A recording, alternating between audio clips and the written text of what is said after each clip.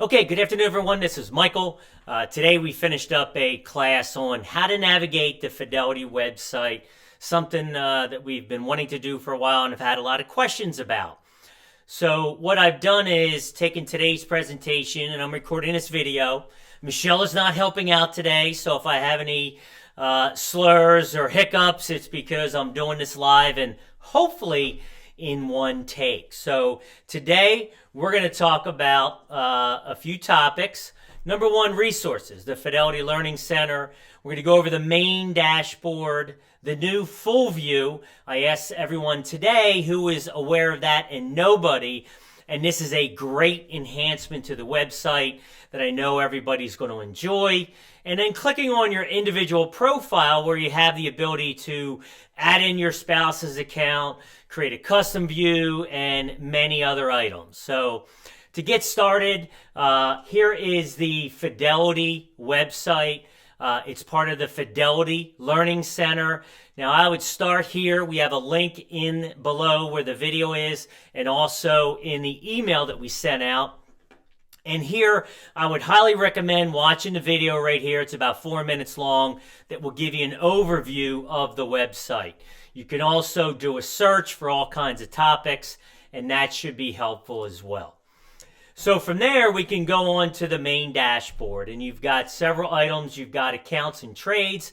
If I'm turning to the right, because I have it up over here, a little bit bigger. Planning and advice, news and research, investment products, why Fidelity. And then most importantly across, you've got your summary of what's going on today, your positions. So here's all the individual positions you have. You've got balances. You've got activity and orders, statements if you want to download your statements, and account features, which we're not going to get too much into. Now over here is a watch list. So you could hit edit and you could add any individual equities if you so choose, or the ETFs that you own to get updated information, fundamentals, sales, PEs, etc. That's for those who really like to track all the information. Now from there, across the top, if you were to click any of these where I have the arrows, you're going to have a drop-down menu that's really going to allow you, and we'll get deeper into this in a second, portfolio, account positions, trade. You're not able to trade on our end with your accounts, the full view that we talked about, and other items. So if you were to click on, and I focus here just on account and trade, and you see, you could go to your portfolio. It's going to break down each of the individual portfolios. Then you've got account positions, etc. But we're going to click on full view. Now, when you go there, you're going to see this. So let me stop for a second. What is full view? Full view, first, there is a video right here that you can click on and get some more information. Okay, and full view is an opportunity to bring in all of your outside investments. So those who have annuities, you can bring in annuities, 401ks at your company, insurance policies, mortgages, credit cards, everything imaginable where your expenses and where you're spending money. So eventually when you log in on the full view, you can see your entire financial picture. So before getting started, or once you do get started, at the top there, it says need help. Just click there. It'll bring up this screen with all kinds of information that will be able to help you. So next, once you have signed up, because let me go back, okay, you have to enroll. All right, and that's what you see down here. You have to enroll for full view. It happens instantly, okay, and once you do that, it'll take you to this page. This is the new full view page, and it has a bunch of information. Most importantly, over here are several videos, and a video right here about the overview of this product. And this will give you a good opportunity to learn about full view. Now from there, you're going to go ahead and hit add account. Once you hit add account, it's going to bring up a search area. So you select your site. In this case, I chose Wells Fargo, so I could add Wells Fargo to my full view. Once you do that, you see all the different options. So if you have a mortgage, a car, but the one at the top is the one for banking. So I click on that, and then you have to put in your username and password. So you would do the same thing If you have an annuity with, say, Prudential, Ohio National, some of these other companies, with your mortgage, cars, just go ahead and add it right there. Give it a second. It's going to spin a little bit. And then eventually, you're going to be able to look on your dashboard. Now here I've added a few of my outside accounts. Bank of Delmarva, which is business. And I also have my Wells Fargo accounts here as well. So everything is here in one view. So pretty nice to be able to add all of this in and have your entire financial snapshot in one place. While you're in full view, you want to go ahead and hit on My Accounts, and then you have a drop down. So you've got transactions, some of the stuff we've already seen. You can click on net worth. So again, now that you have your checking accounts, mortgages, etc., you can have everything in one place. I have focused on Real Estate Center because if you click on that, it will bring you to a screen, and they have a program called Smart Zip. Put in your address, and it's going to bring up the value of your home in the area. It's going to show you the value and some of the others in the area. And then also here on the left, you can link your mortgage account at that time. So again, it's going to show whether, if you have a mortgage, everything in one place. So that's a nice feature as well. Then you have the budget.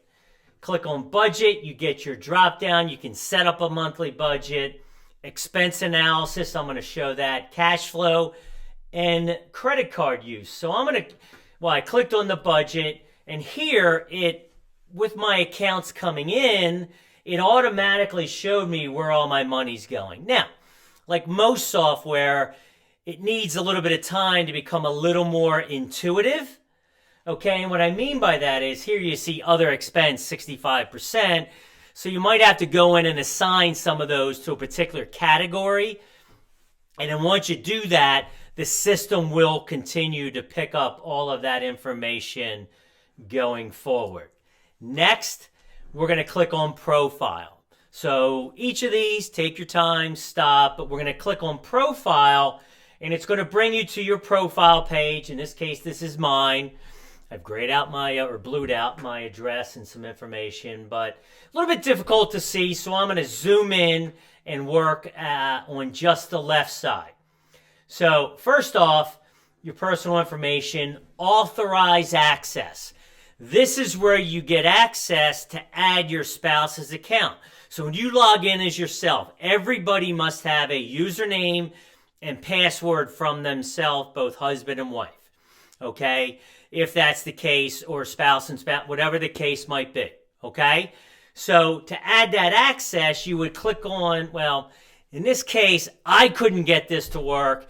If you want this access, call Ashley, email Ashley, and we can do this electronically and set you up. You just have to sign off on a couple items. Over here is beneficiaries. You can click on that. We recommend you to do that periodically. Make sure they're up to date. And you can also edit all of your beneficiaries. Account registration, depending on making sure it's done, all of those should be correct because it wouldn't be set up without it. Okay? So the next thing is if we go to the right side, you can see username, security, all of that information. Alerts and notifications. You can change what you want, how you want, when you get it, when you don't get it. E-delivery, paper mail. As a reminder, you pay more for paper delivery. So there is a reason for you to go to email to save some money. Viewpoints weekly subscription. This is one of Fidelity's newsletters if you would like to get that. Now, default start page. I recommend that you change this to full view. So if you click that right there, it's going to bring up a drop down of several choices. Once you've set up full view, when you log into your Fidelity website, that will then become your default page. So I definitely recommend you doing that. Trusted contacts, if you want to add anybody to your accounts. Edit employment information, if that is the case. Okay, so pretty cool stuff here and really intuitive. And then the last thing is, again, if you click on that, you have an option for statements. We've already talked about that. Some tax information. you can go there and get your 1099 if it has not already been mailed to you. Another cool thing here, I'm going to go back to budgets when I was there, expense analysis. Across the top here, if you click on calendar, when I clicked on that, it was really neat. It actually automatically read all my transactions like Mediacom and mortgage and things like that. And it shows up on the calendar when those are due. The other thing it did was it showed when earnings were coming for some of the stock holdings that you do have. So again, here's that page there where you do the drop down. And I think that hopefully this is quick, but it does give you a quick overview, and we'll be able to show you how to get around. Now, if you have any questions, I recommend calling Ashley. She's been trained on all of this and has helped several clients go through. But as you can tell, it is really easy to do, easy to navigate. The other thing is, if you're utilizing the iPad, iPhone, or whatever device you have, all of the changes you make, and I recommend making those changes on the website, all of those changes that you make will automatically flow through to any of the devices that you have. So as always, I hope that this was helpful to you and you enjoyed it, and we look forward to speaking with everyone soon. Take care.